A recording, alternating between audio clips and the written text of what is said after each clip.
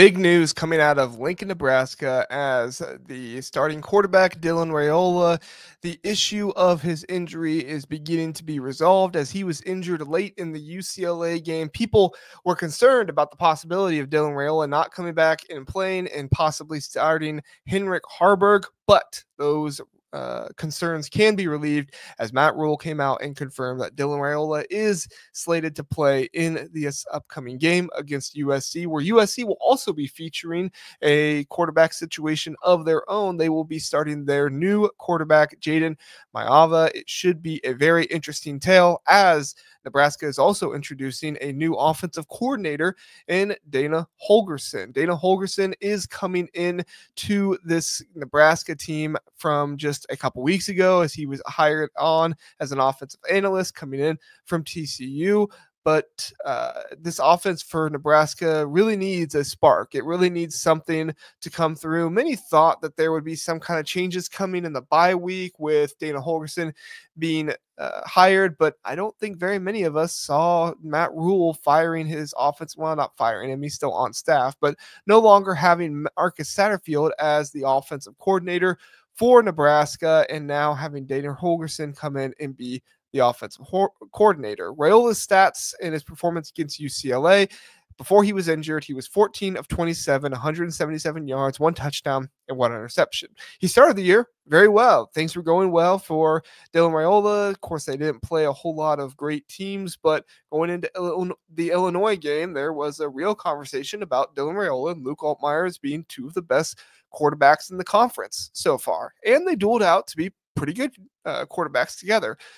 But Raiola going on into the season, kind of having some freshman struggles. Now with the back injury, things are starting to wane, and maybe Dylan Raiola wasn't quite as good as many thought at the beginning of the season. I think he's just a freshman. I don't really have too many concerns about Dylan Raiola. I think he's been pretty admirable for what he's been able to do so far this season as a freshman.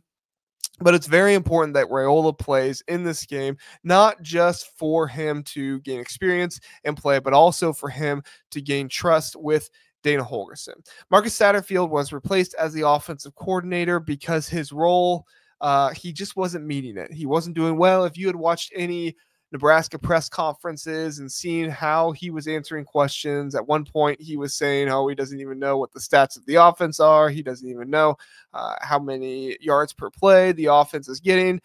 They never scored more than 20 points since September. It was just not a good situation for Nebraska and what they were going through. Introduce Dana Holgorsen, who he is a much better play caller, a much more experienced offensive coordinator than Marcus Satterfield was. At the beginning of the day, you had Marcus Satterfield in just his second year as the offensive coordinator at Nebraska, somebody that had been with Matt Rule a lot, but in his second year as offensive coordinator with a first-year quarterback as a true freshman wasn't exactly the best combination in the world. Now, you're going to hear a lot of people talk about how Dana Holgorsen is an air raid guy, and he's going to bring air raid to Nebraska.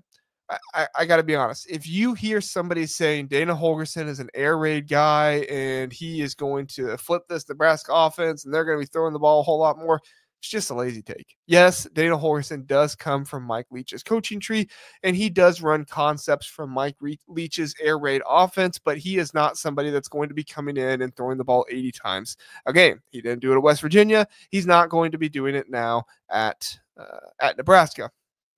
Holgorsen, similar to Phil Longo in my mind. All right, Holgorsen and Phil Longo both utilize the air raid concepts and have that a part of their offense, but Phil Longo runs the ball 52% of the time for the Wisconsin Badgers. People still call Phil Longo air raid, even his second year when he's running the ball 52% of the time. I don't get it, but it's what happens, so we'll roll with it.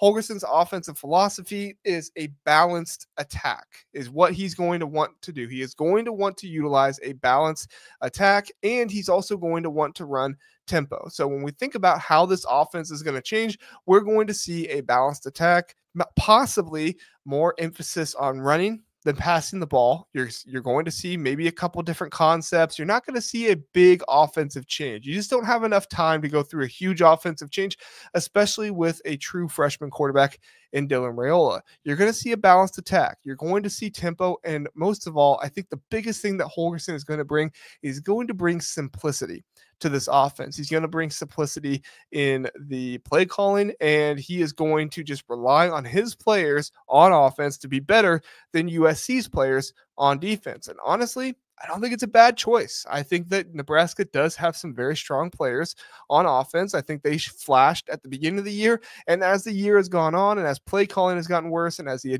identity has strayed further from the team, you've really seen the players fall off and not have as good of a season, which is really a shame because, like I said, I do think Nebraska has some very good players on offense. I think their offensive line is pretty good. I think that Dante Dowdwell is a good running back. I think Dylan Raiola had a very good beginning to his season. Isaiah Nayor, all these guys, I think they are good pieces that you just need to utilize in the right way. Now, am I saying that this is going to be a top 20 offense or something like that? That's not what I'm saying. I'm just saying that when you look at the pieces this Nebraska offense has, they have good pieces that can work together. You just need an offensive coordinator to actually make that happen.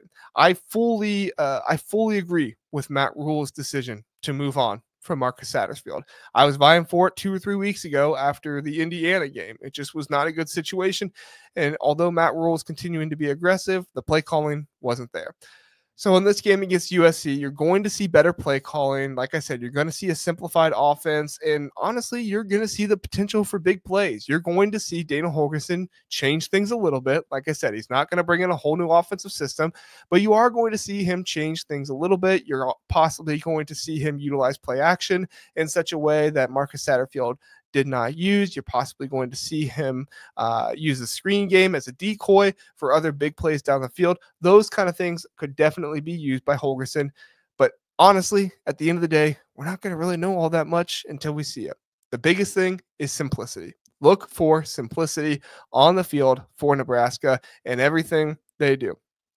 Dana Holgorsen understands how to work with quarterbacks, how to get these guys prepared, how to get these guys to understand what's going on, and he also knows how to communicate with his quarterbacks. One of the things that I felt like I was seeing a lot from Marcus Satterfield, but I couldn't really pinpoint it for sure, and I still don't think I really can pinpoint it for sure, but I think we're going to see it with Dana Holgorsen is we're going to see him have more communication and more of an understanding of Dylan Raiola, what he likes, what he doesn't like. It really felt like Marcus Satterfield was just kind of calling whatever he wanted without very much consideration of what Dylan Raiola does well and doesn't do well. You have to understand your quarterback. You have to be able to say, this is what my quarterback does well, so this is what I'm going to call. This is what my quarterback struggles with, so I'm not going to call those things as much. Even if it looks like the defense is doing something, you can't make that a focal point of your offense, what your quarterback does not do well. You might try it every now and then, but you can't make it a focal point of the team. The biggest thing that Dana Holgorsen needs to figure out is helping Dylan Raiola see when the blitz is coming. Dylan Raiola has not been great against the blitz this year. If he can help him see when the blitz is coming, understand what the defense is going to do to him, that's going to be a big piece of it. Just the coaching overall, coaching Dylan Raiola, getting him better coaching, helping him understand the blitz, helping him understand the offense, helping simplify the offense. It's going to be really good. I think Nebraska wins this game this weekend. I feel good about it. I also think that USC has more talent than some people realize as well. So we could be in for a very good game against Nebraska, USC, and hopefully both teams will come away feeling better about their quarterback situation and their offensive coordinator situation. Thanks very much for watching. Check us out on Saturday, Sunday, and Tuesday nights for football episodes. Saturday is power rankings of the Big Ten. Sunday is our recap of the week. And then Tuesday is when we preview things. But of course, always subscribe to the Big Ten Huddle. You're going to get videos like this throughout the week, letting you know news, things like that going on. And you are also going to be hearing from Zach and me on the episodes, probably Kent this Saturday. So thank you everybody for watching. Do appreciate it. Have a good one.